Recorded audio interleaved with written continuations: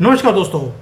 मोदी जी को हमने बोला था कि आप एजुकेशन पॉलिसी को चेंज कीजिए ताकि जो मुगलों का गंदा नाम हमें पढ़ाया जाता है बचपन से लेकर उसको डिलीट किया जाए और हमें एक्चुअल एजुकेशन पढ़ाई जाए। हमने तो मोदी जी को एजुकेशन पॉलिसी चेंज करने के लिए बोला था, उन्होंने पूरी दुनिया की ही एजुकेशन पॉलिसी चेंज कर दी। यानी कि 150 कंट्रीज़ में अपनी एजुकेशन पॉलिसीज़ को सुधारते सुधारते 150 कंट्रियों में भारत की जो नई एजुकेशन पॉलिसी है उसको इम्प्लीमेंट करवा दिया। अब ये कैसे करवा दिया?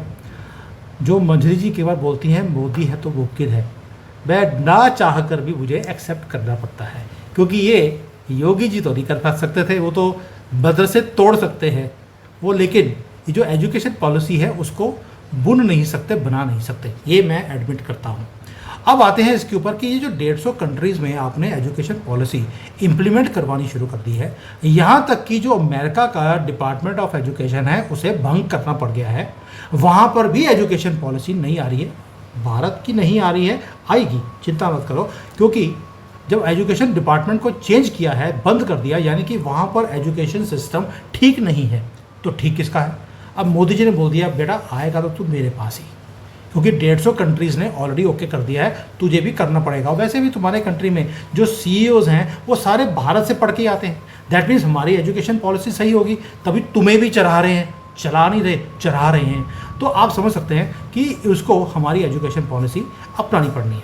अब ये जो 150 कंट्रीज़ का मामला है ये कैसे हो गया, और रिक्वेस्ट हम क्या करते हैं और मोदी जी छप्पड़ फाड़ के कुछ और ही कर देते हैं।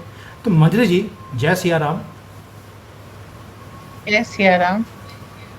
तो हुआ ये कि जो अमेरिकन एजुकेशन पॉलिसी है या वेस्टर्न एजुकेशन पॉलिसी है उसको कहते हैं वन साइज फिट ऑल। मतलब एक ही साइज है, जैसे तुम्हारा साइज अलग है मेरा अलग है, लेकिन कपड़े एक साइज के बनेंगे। Cut the head to fit the head, सर काट दो अगर टोपी में नहीं आ रहा है। तो ये उस तरह का सिस्टम था, सबको क्रिश्चियन होना पड़ेगा, इस तरह के पढ़ना पड़ेगा।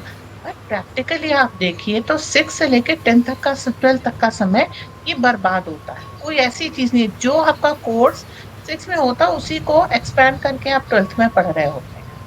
तो जो पढ़ाना है एक बार में पढ़ा दो, तो ये 6-7 साल का समय बर्बाद होता है, इसमें बच्चे आइडल तैयार हो जाते हैं। और यही उनका उद्देश्य है, एक ही चीज को 10 बार पढ़ाते रहो, एक ही चीज को रिपीट करते रहो, क्योंकि उनके यहाँ बच्चों के दिमाग में कुछ नहीं बढ़ता, स्पेशली जिस तरह से वो पढ़ाते हैं। यहाँ पर एक गुरुकुल सिस्टम था जिसमें बच्चों को पढ़ाने का तरीका बहुत इंटरेस्टिंग था। आप देखिए, जब इंग्लिश में टेबल्स होते हैं वो 2 into 4, लेकिन जब आप हिंदी में पहाड़े हो जाते हैं, 2 1 कम 2, 2 दूनी 4, वो मेलोडियस हो जाते हैं, तो बच्चे उसको पोएम याद होती है। करते। हाँ, उसको याद करते करते उसको एंजॉय करते हैं। तो यहाँ पर लर्निंग इज फन, और वहां लर्निंग इज इम्पोज्ड एंड थप्पड़ मार पीट और इस तरीके से। तो वो जो फन लर्न सिस्टम था, धीरे धीरे वो थोड़ा बहुत वो लोग लेके आ रहे थे।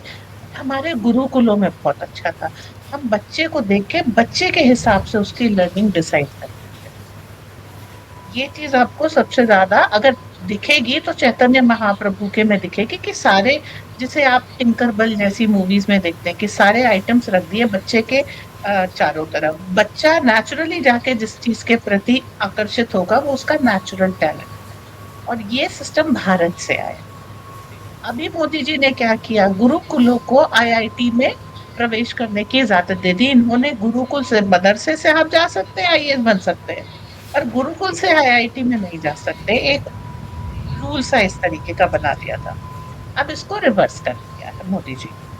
तो अब जब गुरुकुल से सिस्टम में क्या है, आपको, आप एक तरह से लिखते हैं ना, सीधे हाथ से लिखते हैं और केवल हिंदी लिखते हैं या केवल इंग्लिश लिखते हैं, ओके। गुरुकुल सिस्टम में 11 तरह से लिखना होता है। एक हाथ से लिखना होता है, दोनों हाथ से लिखना होता है, दोनों हाथ से दो अलग अलग चीजें लिखनी होती है। इस तरह के बहुत सारे कॉम्बिनेशन है। इंदौर के पास के कहीं एक गुरुकुल में ये बच्चों को सिखाया जा रहा है। इट्स अ ब्यूटीफुल केस, और बच्चे प्रेशर नहीं है, वो उसे हंसी खेल में कर रहे हैं। हमारे यहाँ जो सिस्टम है उसमें अगर आप लेफ्ट हैंड से लिखेंगे और राइट हैंड से लिखेंगे तो लेफ्ट हैंड से लिखने को रोक देंगे वो। और वहां पे एनकरेज करते हैं कि आप दोनों हाथ से वो करें, लिखें। और इस तरीके से तो जब आप इसमें मैंने कॉम्प्लेक्सिटी। अंजलि जी, मैंने वो जो वीडियो है इंदौर वाला, वो मैंने देखा है, जहाँ पर एक जी, जो है डिफरेंट डिफरेंट लैंग्वेज वो लिख रहा है, हिंदी में लिख रहा है राइट में और इंग्लिश में लिख रहा है लेफ्ट साइमल्टेनियसली। में, और साइमल्टेनियसली यानी कि लेफ्ट ब्रेन और राइट ब्रेन अलग अलग काम कर रहे हैं और दोनों परफेक्ट लिखे जा रहे हैं। तो मैंने वो वीडियो देखा है यस। जहाँ पे वो हंसते खेलते सिखा रहे हैं और गुरुकुल के अंदर, और एंड दो डिफरेंट लैंग्वेजेस पे वो लिख रहा है बच्चा जी। ठीक है, अब ये सिस्टम भारत में लागू हो जाएगा तो भारत कितना आगे बढ़ जाएगा। ब्रेन किस लिमिट तक, मतलब कम से कम वो 10 गुना ज्यादा फास्ट प्रोसेस कर रहा है। एक बच्चा अपने आप में सुपर कंप्यूटर तैयार हो जाता है गुरुकुल एजुकेशन सिस्टम।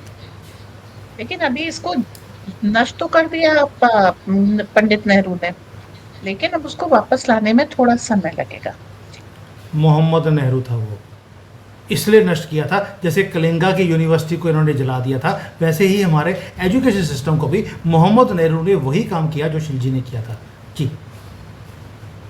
इस चीज को लेकर के आ रहे हैं तो सबसे पहला स्टेप क्या हुआ, भारत में एजुकेशन सस्ती होने के कारण और ज्यादा बेहतर होने के कारण, आप जिसे ब्रेन ब्रेन ड्रेन कहते हैं, उसने दुनिया को वापस भारत में कैसे भेजा, ये इसकी एग्जाम्पल है।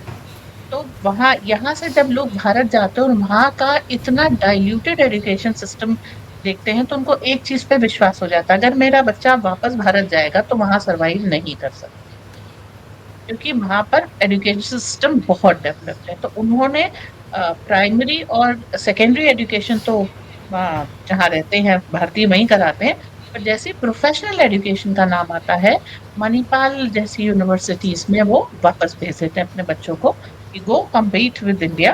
और बहुत सारे लोग तो ये भी करते हैं कि जो वहां के स्कूलों में पढ़ाया जा रहा है वो तो ठीक है, भारत से बुक्स मंगा ली, एक ट्यूटर उनका जो है गाइड करता रहता था। जब इंटरनेट आ गया और बच्चों को इंडियन एजुकेशन सिस्टम के हिसाब से भी वहां पढ़ाते रहे, ताकि जब वो भारत आए तो आउट ऑफ प्लेस ना हो।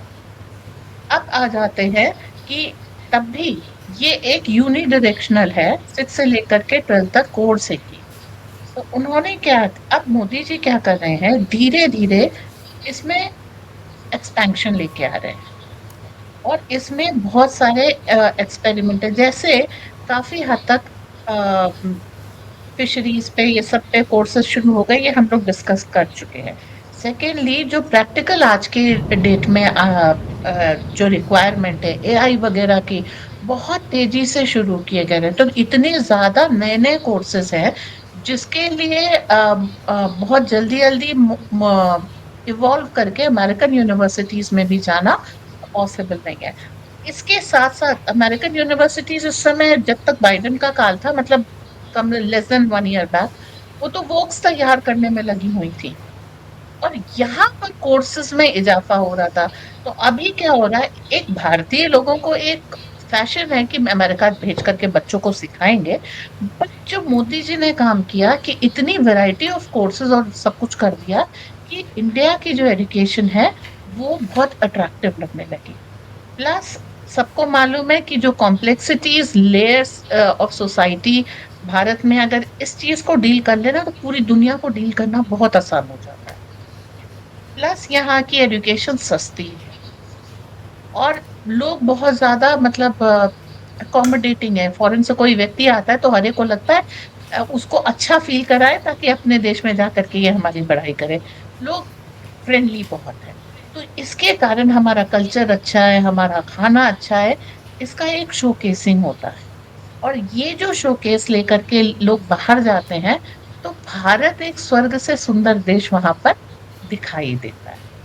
और फिर और उससे अट्रैक्ट होकर के लोग आ रहे हैं। तो ये बात अलग है कि कुछ भारत में लोग 70 की मानसिकता से अपने बच्चों को बाहर भेजते हैं, पर एक जो सटी वहां पर रहने वाले इंडियंस हैं वो सब लोग भारत में भेजते हैं। इसके साथ मोदी जी ने क्या किया, लोकल लैंग्वेजेस में पढ़ाना शुरू किया। तो इंग्लिश ना आने के कारण जो प्रतिभा हमारी रिजेक्ट हो जाती थी, अब वो मेन स्ट्रीम में हो गई। आपको इंजीनियरिंग करनी है, मेडिकल करनी है, तमिल में करनी है, तेलुगु में करनी है, बांग्ला में करनी है, मराठी में करनी है, आप कर सकते हैं। तो ये सारी चीजें और हो गई। फिर जो जो सबसे बड़ी हिस्ट्री की डिमांड थी, जिसने हमारे मन को बिल्कुल एकदम केज करके रखा था। मुगलों का सारा चैप्टर हट गया, शिवाजी का वैलर पढ़ाने हैं, राणा सांगा का वैलर। अब इससे क्या है, आप गोरिल्ला युद्ध, जो आपके कुसंस्कार हैं उनको तोड़ना, समय के साथ आगे बढ़ना, उन्होंने क्या गलती की थी इससे सीखना, और एक अपने धर्म, अपने बोध, अपनी संस्कृति पे विश्वास लाना, ये शुरू हो गया। ये लॉन्ग टर्म में अच्छा हमारे लिए एक शुरू हुआ, और जो फॉरेन से यहाँ पर एजुकेशन लेने आ रहे हैं बच्चे, उनको लिए शुरू हुआ। तो सनातन का जो विकास इससे होगा और विश्व इसके लिए एक स्टेज बन जाएगा, वो बहुत सुंदर है। सेकेंडली, फिल्मों में चाहे जो कुछ करें, भारत की जो संस्कृति है वो बहुत कलरफुल, और हम्म। एक विदेशी ने कहा था कि भारत में जो ये पढ़ाते हैं, अ, हमारा जो संस्कृति है, उसको नाच के, गा के और सब तरह से उसको जो है डिस्प्ले करते हैं। ये प्रतिभा किसी और चीज में नहीं है। इस्लाम में तो म्यूजिक ही मना है, और क्रिश्चियन सभी हमको कॉपी कर रहे हैं, क्रिश्चियन योगा और ये सब। तो जो सभ्यता, संस्कृति, उसमें गायन, नर्तन, मतलब तुम किस तरह से हमारी सभ्यता में आओगे, ये हमने उसके लिए एक गुलदस्ता तैयार करके रखा है। आप अपनी पसंद का एक फूल उसमें से चुन लीजिए। ये मोदी जो जी, मैंने तो वैरायटी। देखा हाँ, कि जो यहाँ पर जो जैसे कोर्सेज शुरू कर लिए मोदी जी ने, हमें समझ आ गया। जो फॉरेन की यूनिवर्सिटीज़ हैं वो भी यहाँ पे कैंपसेस खोल रही हैं, समझ आ गया। लेकिन आपको नहीं लगता कि जैसे जो भारतीय हैं, सिर्फ भारतीय जो मूल के लोग हैं उन्हीं के बच्चे नहीं आ रहे, जो फॉरेन जो फॉरेन लोग के। हैं वो भी भारत में पढ़ने आ रहे हैं, वो भी डिप्लोमेट्स बनते जा रहे हैं यहाँ पर बैठकर। वो इसलिए ना कि यहाँ पे चीजें बहुत अट्रैक्टिव बनाती हैं, यूनिवर्सिटीज के कैंपस। अब आप देखिए, पहले हम लोगों के जमाने में कैसे धुले पूछे होते थे, अब वो कलरफुल, स्टूडेंट फ्रेंडली, ये सब हो गए। सारा स्केल सब इंटरनेशनल लेवल की तरफ जा रहा है। इंडिया के लोग वहां पर जाकर के जो अंडरस्टैंडिंग, जो प्रोग्रेस देते हैं, हम इसके लिए इंडियन डायस्पोरा को थैंक यू बोलते हैं। वो जिस तरीके से अपने आप को रिप्रेजेंट करते हैं, पूरी दुनिया भारत की ओर अट्रैक्ट हो रही है। हम में जो प्रोफेशनलिज्म है, कि हम जिस कंपनी में काम करते हैं उसको पलट के कुछ देना चाहते हैं। बाकी सब लोगों में ये कल्चर नहीं है। तो वो कंपनी का ओनर भी इम्प्रेस होता है, ठीक है। अगर वो वेस्टर्न मेंटालिटी का है तो एग्रेस करेगा और हमको डोमिनेट करने की कोशिश करेगा, स्लेविश मेंटालिटी डालने की कोशिश करेगा। पर जो उस मेंटालिटी का नहीं है, they are like Indians are so good, so let my. अभी मैं बहामस में थी तो मैं वहां देखती थी, वो लोग कहते थे कि मेरा बच्चा अगर एक इंडियन का की माइंडसेट का हो जाए तो वेरी गुड।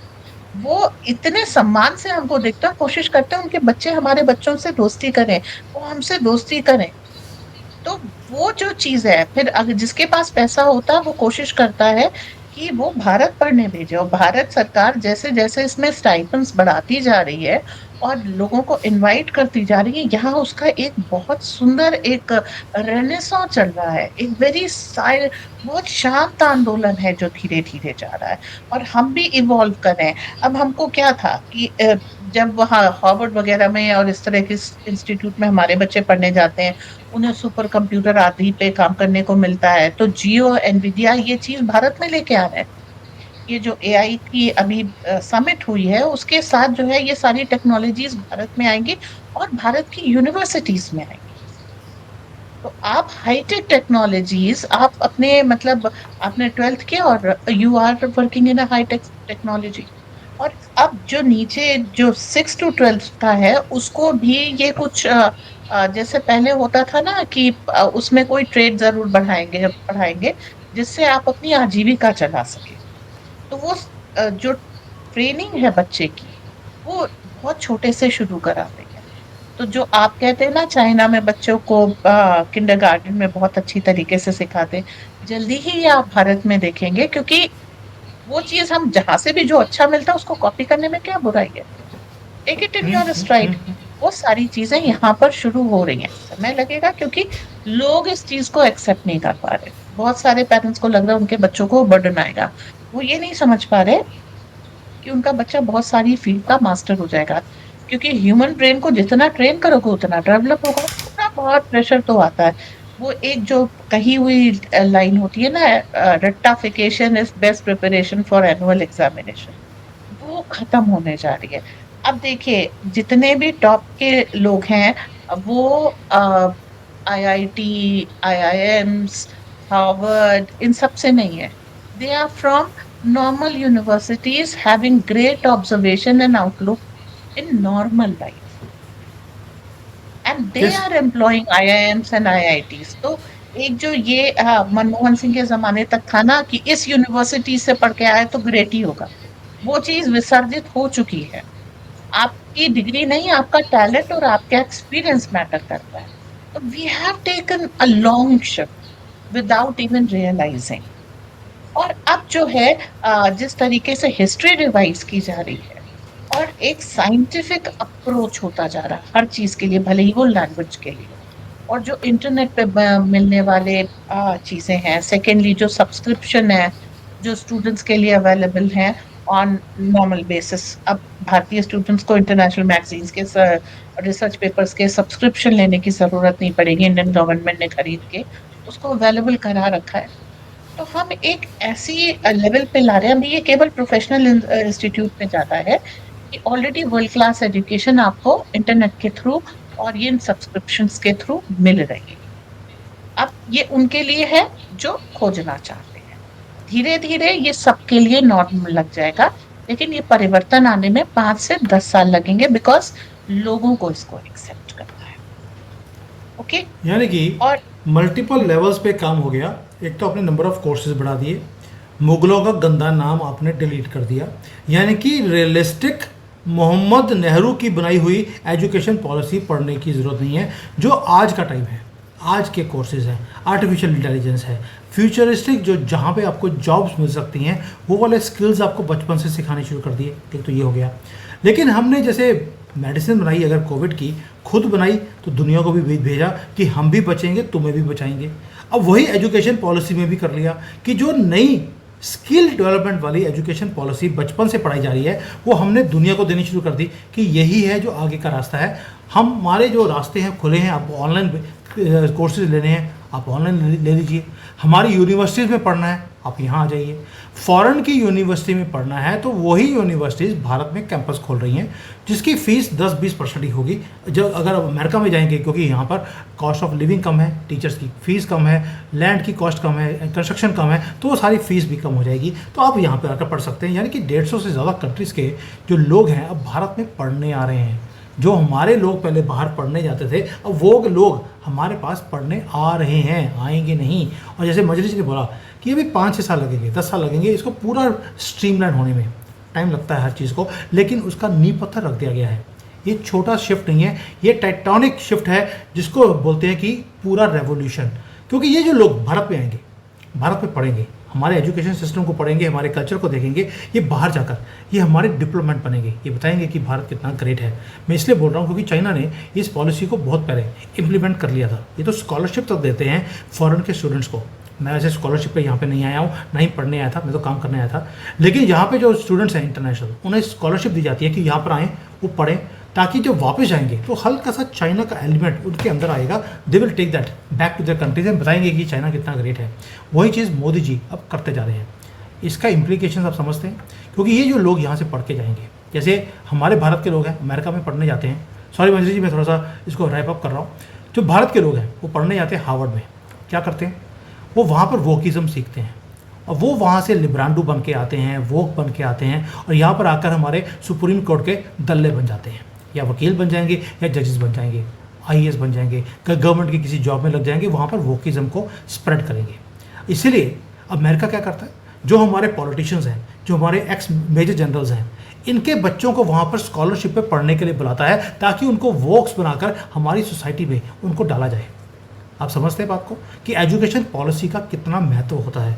वही चीज़ मोदी जी कर रहे हैं अब कि इनको भारत की कल्चर सिखा के जब बाहर भेजेंगे तो वहाँ जाकर ये डिप्लोमेट बनेंगे, गवर्नमेंट के अंदर काम करेंगे, और जब मोदी जी कोई फाइल भेजेंगे बोलेंगे यस सर, आप तो हमारे जिसको बोलते हैं गुरु हैं और गुरु के भी गुरु हैं, तो ये लीजिए साइड कर दी फाइल आपकी। तो ये है चक्कर जहाँ पर गेम चेंज होने वाला है जो मोदी जी कर रहे हैं। आई थिंक मैंने पूरा रैपअप करने की कोशिश करी कि मतलब क्या है पूरी एजुकेशन पॉलिसी को इम्प्लीमेंट करने का, दुनिया में स्प्रेड करने का, और कैसे कल के लिए जो 20 साल 25 साल बाद आपने डेवलप्ड कंट्री बनना है, उसके लिए वहाँ पर आपकी फाइल जाए और जाते ही साइन हो जाए, तभी आप डेवलप्ड कंट्री बनते हैं। वैसे ही जैसे अमेरिका की कोई फाइल राहुल गांधी के पास आती है तो इमीडिएटली साइन होती है क्योंकि पढ़ के वहाँ से आया है। ये होता है एजुकेशन पॉलिसी को यूज़ करना एज अ टूल।